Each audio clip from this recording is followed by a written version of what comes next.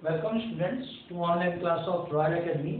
And जैसा कि हम लोग जान रहे हैं, हम लोग चैप्टर 9E पढ़ रहे हैं फिजिक्स में।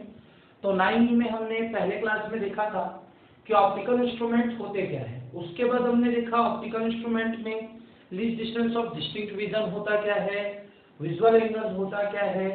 उसके बाद नेक्स्ट क्लास में हमने देखा कि माइक्रोस्कोप टेलीस्कोप क्या होता है। माइक्रोस्कोप में सिंपल माइक्रोस्कोप को हमने एक्सप्लेन किया। अब उसके बाद मैंने उसी लेक्चर में आपको कंपाउंड माइक्रोस्कोप भी पढ़ाया था।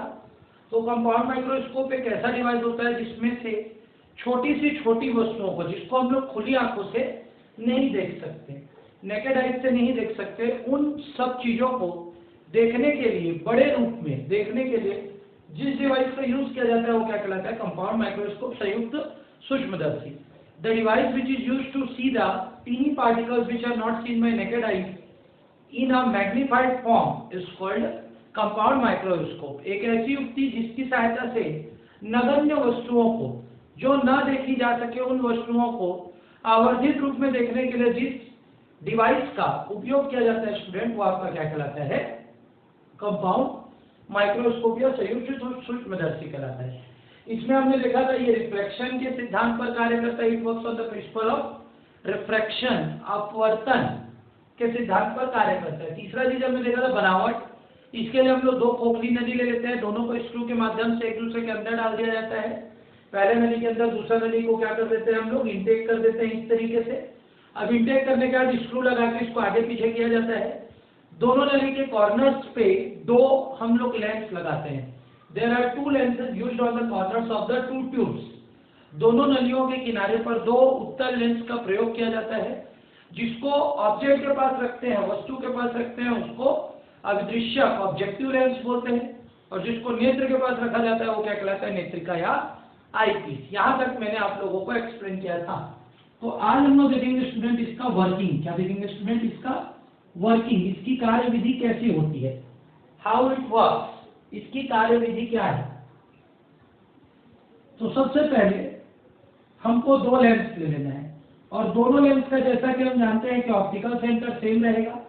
इसको एलओ लिखेंगे, एलओ मतलब ऑब्जेक्टिव लेंस, और इसको क्या लिख देंगे स्टूडेंट? एलई। एलई मतलब क्या लिखेंगे? आईपीस। इसको ऑप्टिकल सेंटर O1 और इसको ऑप्टिकल सेंटर O'। एक का O ले लेते हैं और एक का O' ले लेते हैं। क्लियर है? तो सबसे पहले हमने दो लेंस लिया, एलओ और एलई। क्या लिया? एलओ और एलई, दो लेंस ले लिए स्टूडेंट। पहले लेंस का जो ऑप्टिकल सेंटर है वो आपका O है, और दूसरे लेंस का ऑप्टिकल सेंटर O' है। पहले का जो आपका प्रकाश केंद्र है वो O है, और दूसरे का जो प्रकाश केंद्र है वो O' है स्टूडेंट। अब यहाँ पे हम लोग एक ऑब्जेक्ट को रख देंगे। अब जिसको ऑब्जेक्ट को रखेंगे, ऑब्जेक्ट के सामने वाला लेंस ऑब्जेक्टिव लेंस अभिदृश्यक कहलाएगा। यहाँ पे एक वस्तु को रख दिया जाता है, वस्तु ले लेते हैं AB। क्या ले लेते हैं स्टूडेंट? AB। AB से एक लाइट रे निकलेगी और कहाँ पे जाके टकराएगी? LO पर। तो वो किससे होकर चली जाएगी? फोकस से। किसके फोकस से होकर जाएगी? LO के। तो उसको लिखेंगे F0। सबसे पहले मुख्य अक्ष के समानांतर एक रेखा इस पर आपतित होगी, और जो इस पर आपतित होगी वो किससे फोकस से होकर चली जाएगी? LO के फोकस से होकर चली जाएगी। दूसरी लाइट रे किससे होकर जाएगी? ऑप्टिकल सेंटर से होकर जाएगी। दोनों जहां पर मिलेंगे वहीं पर इसका क्या बन जाएगा स्टूडेंट? इमेज। इसका यहाँ पे क्या बन जाएगा स्टूडेंट? इमेज बन जाएगा। तो इमेज आपका बन गया A', B'। तो सबसे पहले हमको दो लेंस लेना है, एलओ और एलई। एलओ मतलब ऑब्जेक्टिव लेंस, एलई मतलब आईपीस। एलओ मतलब अभिदृश्यक और एलई मतलब क्या हो गया स्टूडेंट? आपका नेत्रिका। अब अभिदृश्यक के सामने एक वस्तु को रखना है, एबी को। एबी की एक लाइट रे निकलेगी, और चूंकि वो प्रिंसिपल एक्सिस के पैरेलल है, मुख्य अक्ष के समानांतर है, तो फोकस से होकर चली जाएगी। किसके फोकस से होकर जाएगी? एलओ के। दूसरी लाइट है ऑप्टिकल सेंटर से होकर जाना ही है इसको। दोनों जहां पे मिलेंगे वहां पे इसका इमेज बन जाएगा, प्रतिबिंब बन गया। अब ये जो प्रतिबिंब है दूसरे लेंस की लिए वस्तु की तरह कार्य करेगा। अब वस्तु की तरह कार्य करेगा तो यहाँ पे जाके टकराएगा, और ये इसके फोकस से होकर चला जाएगा। किसके फोकस से होकर चला जाएगा? सेकेंड लेंस के। दूसरा लाइट रे ऑप्टिकल सेंटर से होकर जाएगा। दोनों जाके कहीं पे मिलेंगे, हम लोग देखने नहीं जा सकते, तो हम लोग इसको पीछे की तरफ एक्सटेंड कर देंगे। जब पीछे की तरफ एक्सटेंड करेंगे स्टूडेंट, तो इसका फाइनल इमेज कुछ यहाँ पे मिल जाएगा। इसको नेम देंगे A'। B double dash. Clear student? Is there any doubt? आप लोगों को कोई डाउट है? ओके, सो अभी हम लोगों ने देखा, फिर से एक बार डायग्राम एक्सप्लेन करते हैं। सबसे पहले हमको दो लेंस लेना है, एलओ और एलई। ओ मतलब अभिदृश्य का ऑब्जेक्टिव लेंस, ई मतलब नेत्रिका आईपीस। अब एक वस्तु को रख देना है, ऑब्जेक्टिव लेंस के सामने में एक प्रकाश किरण निकलेगी। अब क्योंकि प्रिंसिपल एक्सिस के पैरेलल जा रही है तो फोकस होकर चली जाएगी, किसके फोकस से? एलओ के फोकस से। दूसरी लाइट है इसका ऑप्टिकल सेंटर से होकर जाएगी, प्रकाश केंद्र से होकर जाएगी, दोनों जहां पर मिलेंगे वहां पर इमेज बनेगा। किसका इमेज बना? पहले लेंस का। जो पहले लेंस का इमेज है वो दूसरे लेंस के लिए किसकी तरह वर्क करेगा?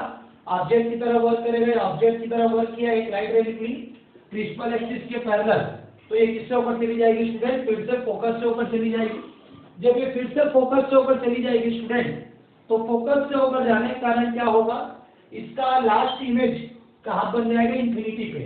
हम लोग देखने नहीं जाएंगे, तो हम लोग इसको पीछे की तरफ जब एक्सटेंड करेंगे तो इसका फाइनल इमेज कहाँ बन जाएगा?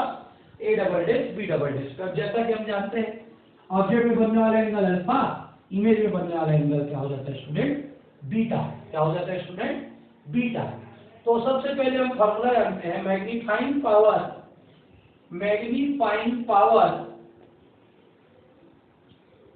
आवर्धन क्षमता इज इक्वल टू क्या होता है? Beta upon alpha. क्या होता है? Beta upon alpha. यदि कोण अत्यधिक छोटे हो, यदि कोण अत्यधिक छोटे हो,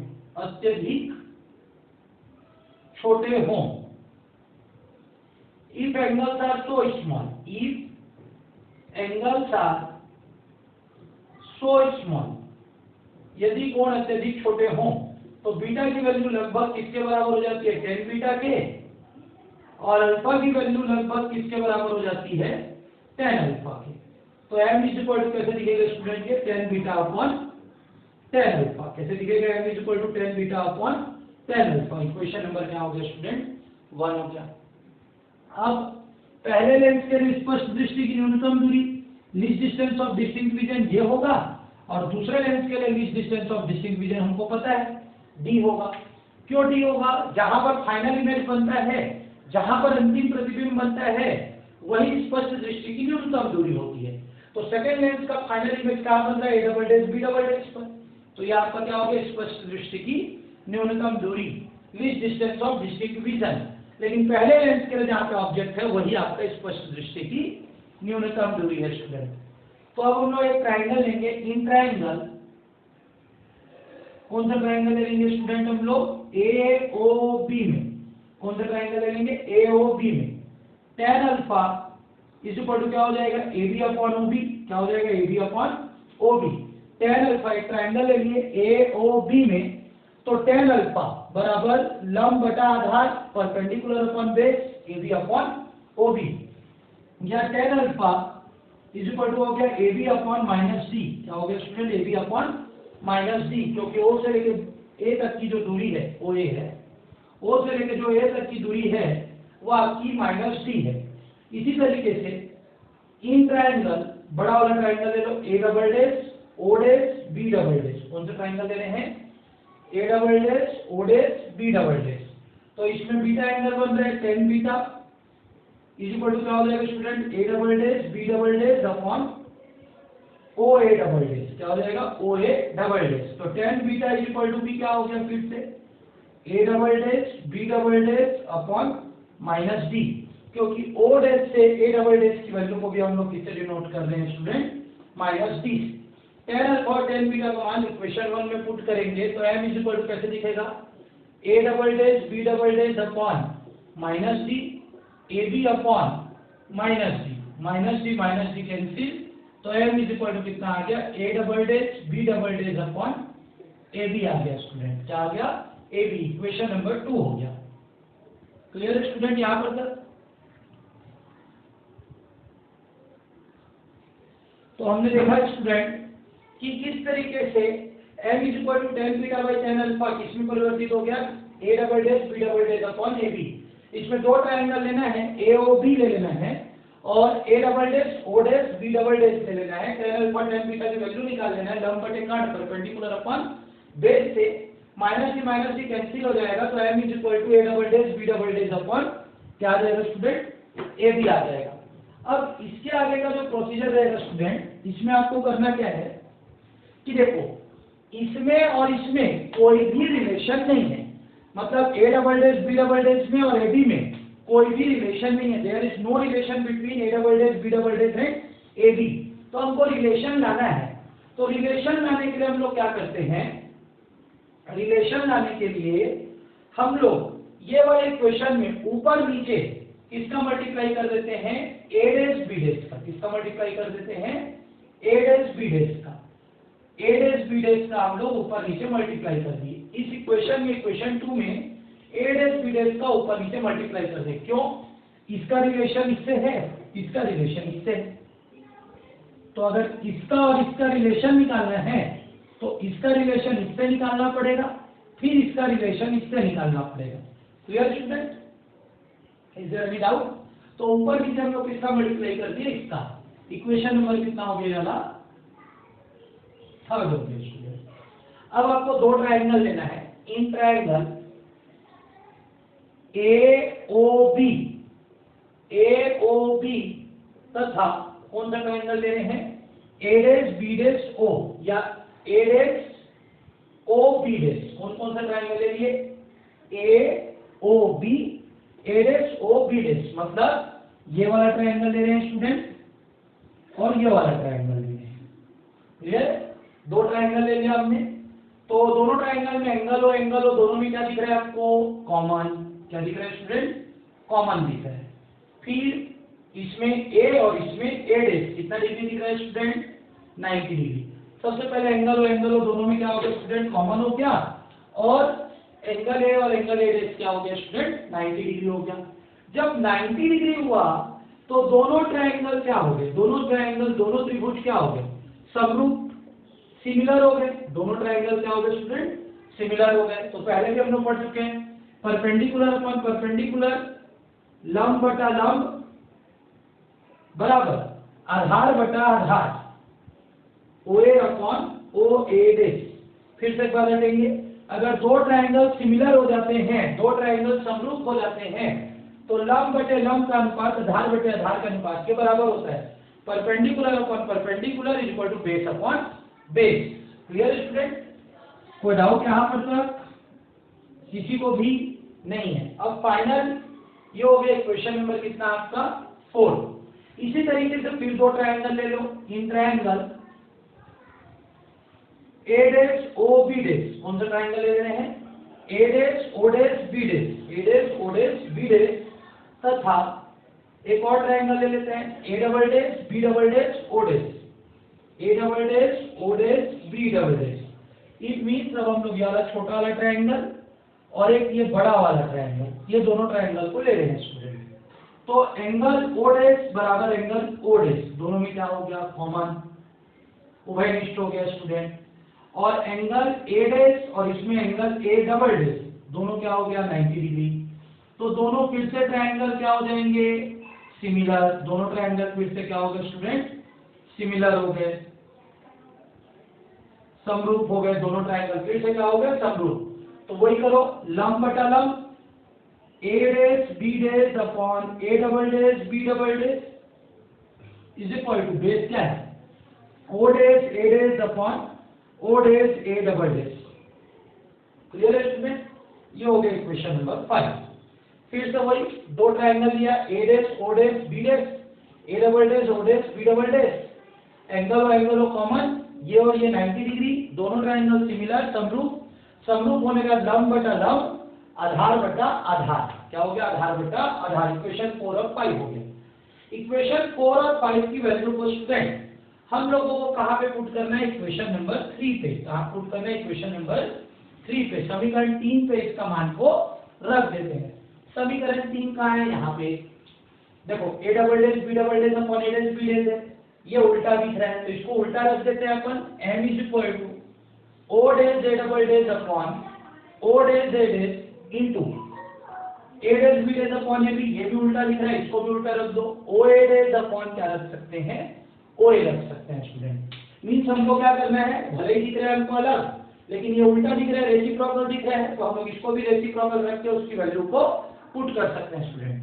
अब इसके आगे का क्या काम है, अब वैल्यू को रख दो, O से A का डिस्टेंस u होगा, ऑब्जेक्ट का डिस्टेंस u0। अब ये 0 क्यों लग रहा है, ऑब्जेक्टिव लेंस के कारण। यहां से लेके इसका ये इमेज है इसलिए इमेज को किससे प्रदर्शित करते हैं, v से, लेकिन क्या लगाएंगे स्टूडेंट, v0। क्या लगाएंगे स्टूडेंट, v0। अब ये दूसरे लेंस के लिए किसकी तरह वर्क करता है, ऑब्जेक्ट की तरह, तो ये क्या हो जाएगा ue, और लास्ट वाला वैल्यू क्या है हमारे पास, d। मतलब पहले लेंस के लिए ऑब्जेक्ट का जो डिस्टेंस है वो u0, दूसरे लेंस के लिए जो ऑब्जेक्ट का डिस्टेंस है वो ue। पहले लेंस के लिए वस्तु की दूरी u0, दूसरे लेंस के लिए वस्तु की दूरी ue। पहले लेंस के लिए इमेज जो है v0 और आखिरी के लिए क्या लेते हैं अपन d लेते हैं, ये तो अपने को पता है। तो o dash a double dash इस तरफ क्या साइन देंगे अपन, minus d। o dash a dash क्या साइन देंगे, minus u। o a dash, o से a डैश क्या है, v0 प्लस में लेंगे, और OA ये भी इधर है माइनस u0 लेंगे, माइनस माइनस कैंसिल, तो आंसर हो गया d upon ue into v0 upon u0, लेकिन सामने कौन सा साइन लगेगा, माइनस साइन लगेगा। तो ये आपका हो गया फॉर्मूला, m बराबर कितना निकल गया, minus d upon ue into v0 upon u0। ये हो गया कंपाउंड माइक्रोस्कोप का फॉर्मूला स्टूडेंट, क्लियर है। तो कंपाउंड माइक्रोस्कोप के फॉर्मूला के हमको डायरेक्ट वैल्यू नहीं निकलती है, उसको दो पार्ट में हमको तोड़ना है, और तोड़ने के बाद इसकी क्या निकालना है स्टूडेंट, वैल्यू निकालना है। अब इसके भी दो केसेस हैं, m इज इक्वल टू जो वैल्यू आप निकाल चुके हो, इसके भी दो केसेस बनेंगे, ये दोनों केसेस को स्टडी करना है स्टूडेंट। तो इसका जो दो केस है वो दो केस कैसे बनता है देखते हैं अपन। होप आप लोगों को ये क्लास समझ में आ रहा होगा, थोड़ा सा आज आप लोगों को लग रहा होगा कि स्लो पढ़ा रहे हैं due to some personal problem, okay. So m is equal to हम लोग क्या निकाल चुके हैं, minus d upon ue into v0 upon u0, okay student. So सबसे पहला केस 1 ले लेते हैं। केस 1 क्या ले लेते हैं, when image is formed at infinity, जब वस्तु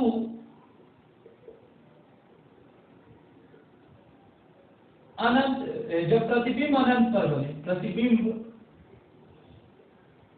अनंत पर बने, तो अपने को पता है जब हम लोग प्रतिबिंब को अनंत पर बनाना चाहते हैं तो वस्तु को कहां पे रखना पड़ेगा, फोकस पे। किस पे रखना पड़ेगा, फोकस पे। ue की जगह हम लोग क्या रख देंगे, fe, तो v कहां बनेगा, इंफिनिटी। तो m is equal to minus d upon fe into v0 upon u0। ये हो गया अपना पहला case, minus d upon fe into v0 upon u0 आ गया स्टूडेंट।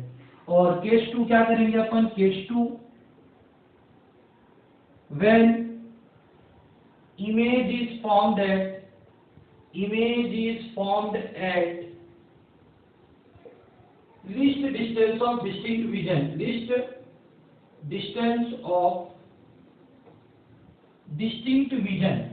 distinct vision, जब प्रतिबिंब स्पष्ट दृष्टि की न्यूनतम दूरी पर बने, स्पष्ट दृष्टि की न्यूनतम दूरी पर बने, अब स्पष्ट दृष्टि की न्यूनतम दूरी पर बनेगा स्टूडेंट, तो इसके लिए हमको पता है क्या लेते हैं, ve is equal to minus d, ue is equal to minus ue, okay, और fe is equal to fe। तो हमारे पास फॉर्मूला होता है 1 upon fe is equal to 1 upon ve minus 1 upon ue, 1 upon fe is equal to क्या हो जाएगा, 1 upon minus d minus 1 upon minus ue। पूरे को किससे डिवाइड करना है, d से, आप लोगों को बताया जा चुका है case, d upon fe minus d upon d minus minus plus d upon ue, d और d cancel, d upon fe is equal to minus 1 plus d upon ue, minus 1 को जब ट्रांसफर करोगे d upon fe plus fe नीचे लिखेंगे plus 1 is equal to d upon क्या आ गया student, ue आ गया।